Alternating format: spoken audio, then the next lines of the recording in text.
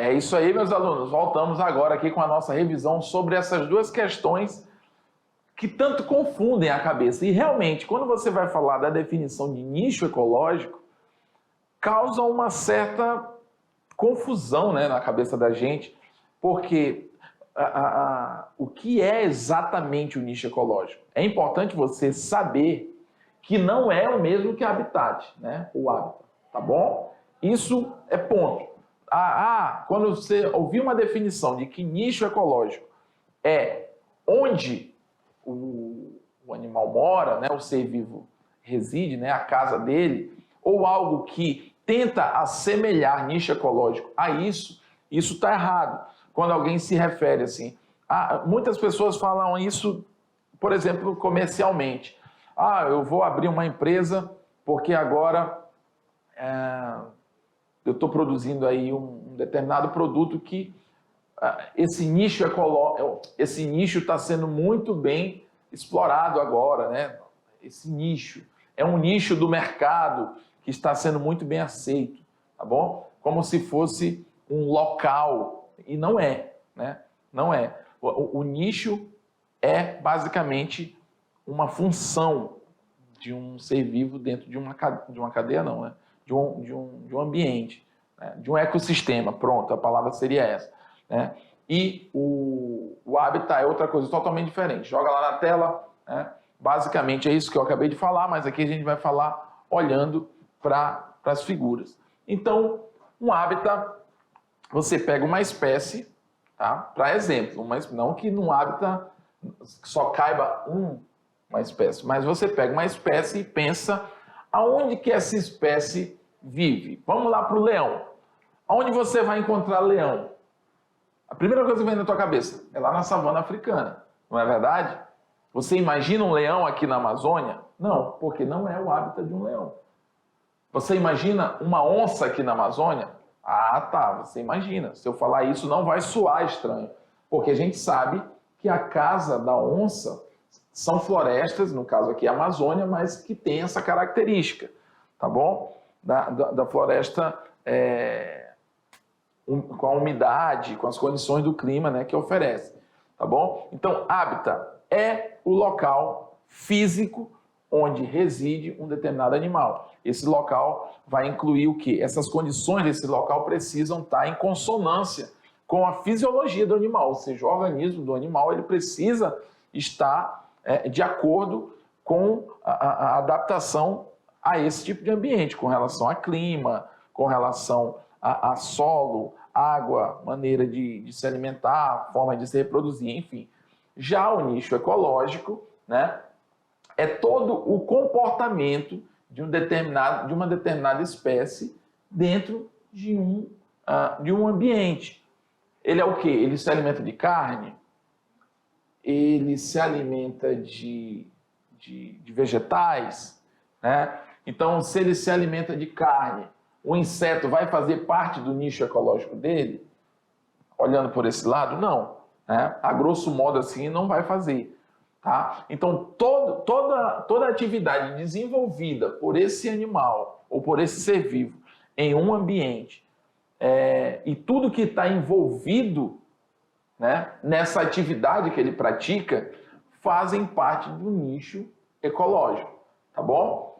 Isso, então, na definição aceita, né, para estudo aqui do nosso ensino médio, é a função, o nicho ecológico é a função exercida por um determinado ser vivo em um determinado ambiente, tá bom? Agora, tem também aquela outra definição que eu falei lá no início, que eu acho mais coerente, que são as características de um ambiente que servem para a sobrevivência de um animal, de um ser vivo.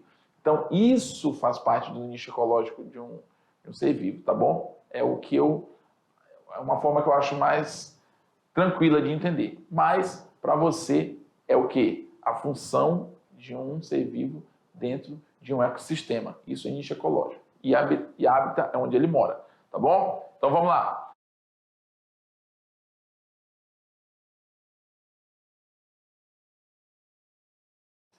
É isso aí, meus amigos. Dois termos tão simples, mas que geram tantas polêmicas. Não é nem dois, né? O hábitat é simples, tá? Mas é importante você saber que existe o hábitat natural e existe o hábitat artificial. São aqueles ambientes onde a gente procura, de alguma forma, retratar ou, para manter um animal, muitas vezes, domesticamente, a gente procura dar para ele algum tipo de ambiente que façam parte ali, digamos, da natureza dele, né? Então, a questão de hábitat está sempre relacionada à moradia, habitação, local onde ele vive. E o nicho ecológico sempre ao comportamento, né, a função dessa espécie no ambiente. E agora a gente vai para a nossa atividade, joga na tela, a gente vai para a nossa primeira questão, que diz o seguinte: refere-se à posição funcional de um organismo em seu ambiente, compreendendo seu hábitat, suas atividades e os recursos que ele obtém, ou seja, todas as ações típicas de uma espécie no ambiente onde vive.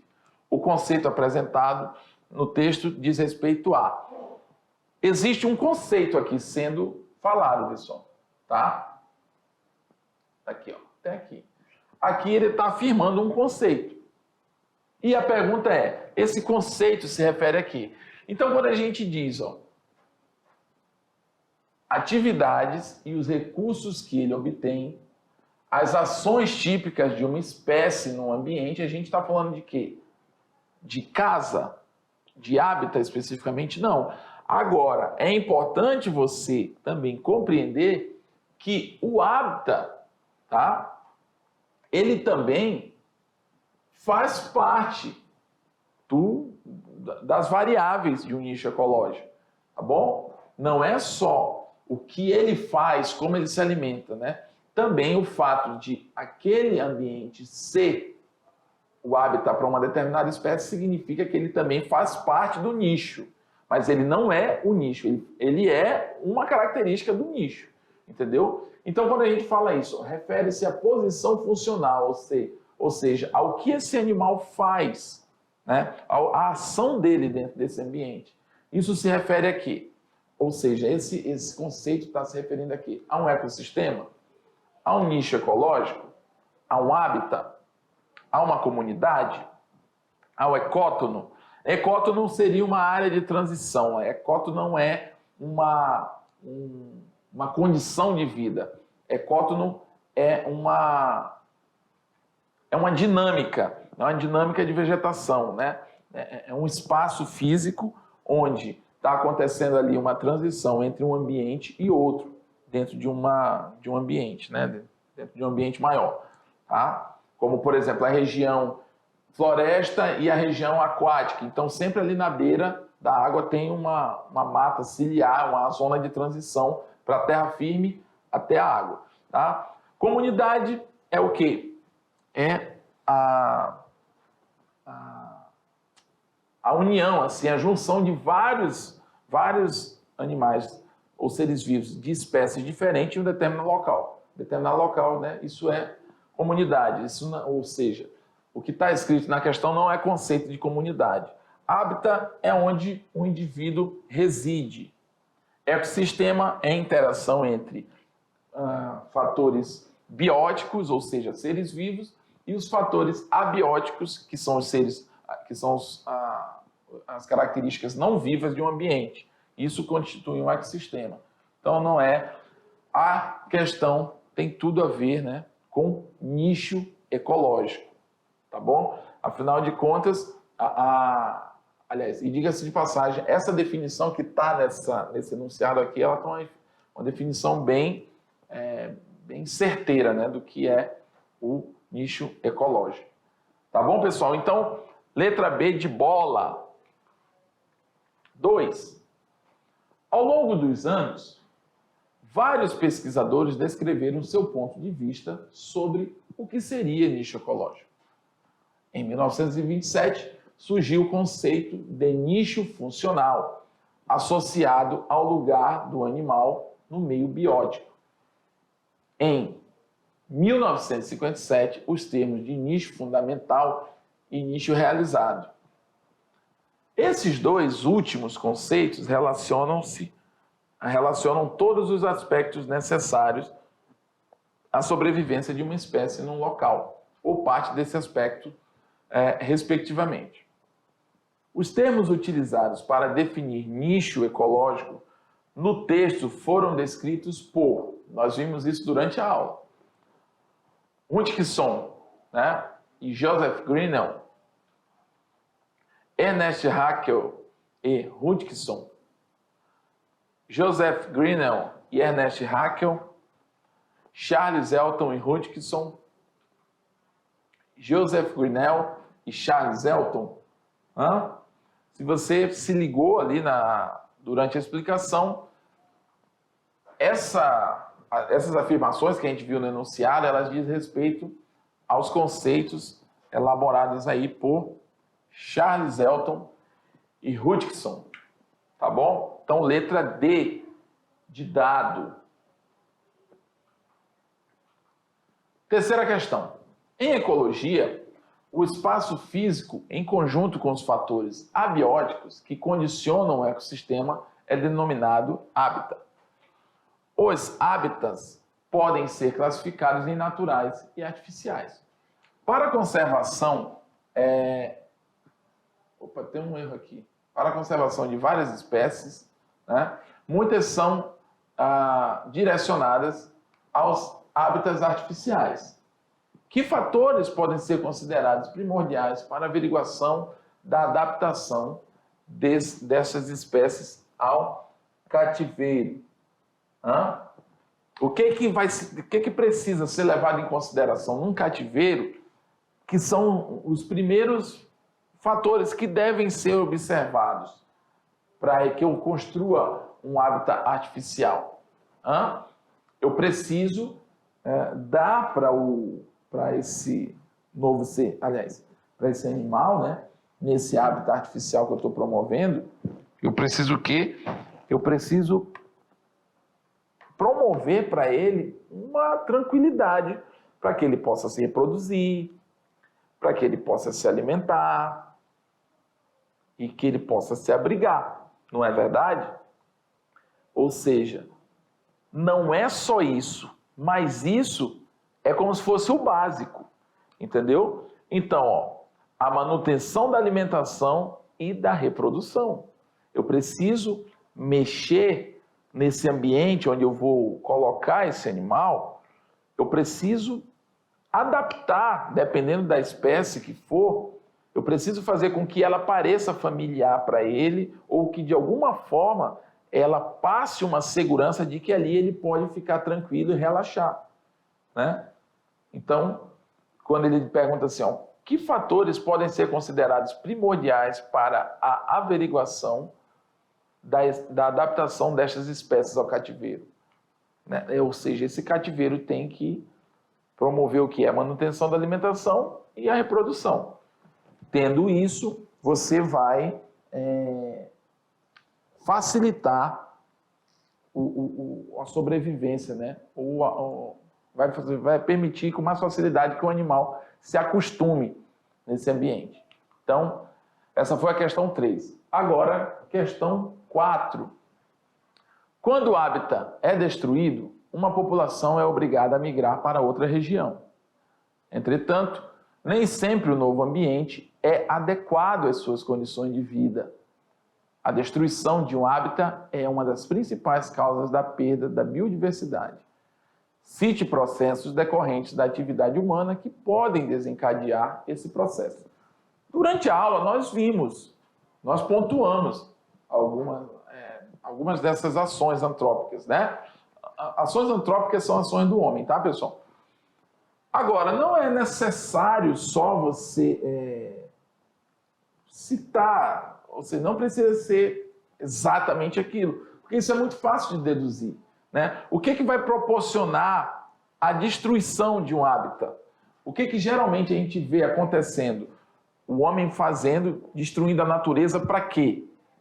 Você vai exploração, por exemplo, de minérios, o crescimento de cidades, extração de madeira, tudo isso são ações antrópicas que podem promover a destruição de hábitats. Mas, tecnicamente, o crescimento das cidades, desmatamento, que está aqui a derrubada das árvores que eu falei, abertura de estradas, expansão agropecuária, como eu disse, né, o garimpo, né, a exploração por minérios, enfim, a exploração por madeiras, que está dentro aqui do desmatamento, até mesmo a questão da biopirataria também pode, ela não vai destruir o hábitat, mas ela vai tirar o animal do seu hábitat natural, tá bom? Então, está inerente, isso é um fator inerente a isso, ou seja, está muito relacionado também a você não estar destruindo o hábitat quando você tira um animal, mas você está